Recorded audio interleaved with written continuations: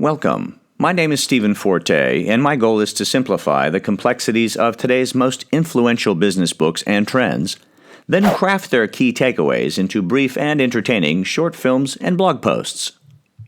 Peter Drucker's book, The Effective Executive, is one of the most influential business books of all time. So what are the key lessons? Well, the good news is you can teach yourself to become effective. Now, certainly, you can't manage others if you can't manage yourself. So, how do you accomplish this? Well, Drucker lays out 8 specific practices and 5 pivotal habits. In Part 1, I will describe Drucker's 8 practices that can help us become more effective. The first of his specific practices are to focus on what needs doing. Well, that may sound obvious, but what you need to do may be different than what you want to do. Tend only to 1 or 2 tasks at any particular time, and be sure to delegate to others. You may think multitasking is effective, but without focus, you will likely find your work product is less than stellar.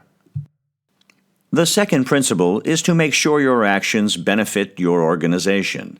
Ask yourself, am I doing the best thing for my enterprise or myself? The organization is what counts. Don't get distracted by stock price, employees, or other executives. You exist to add value and to better the company, and this is the ultimate measure of executive success.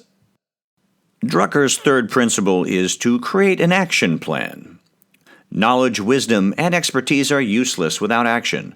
However, action without a plan may be ineffective. Your action plan represents your intentions, not your commitments. Be ready for change, as business is full of obstacles and unpredictable challenges.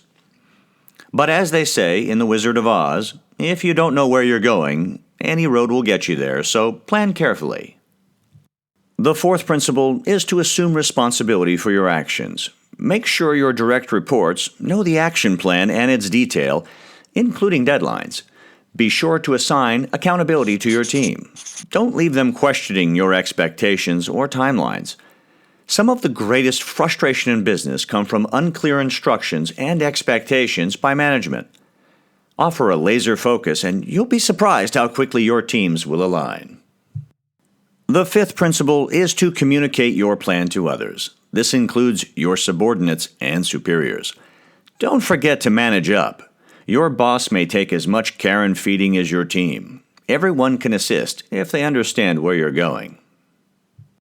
Drucker's sixth principle is to seek opportunity.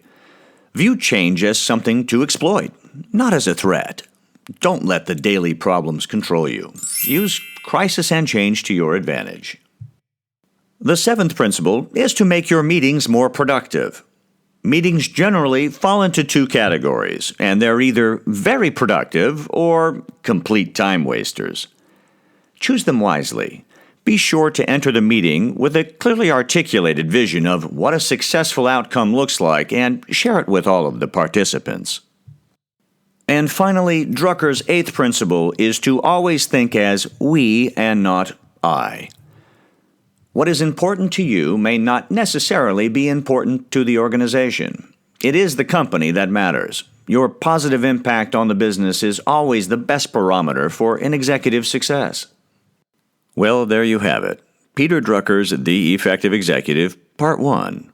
Catch more of my insights at stephenforte.com.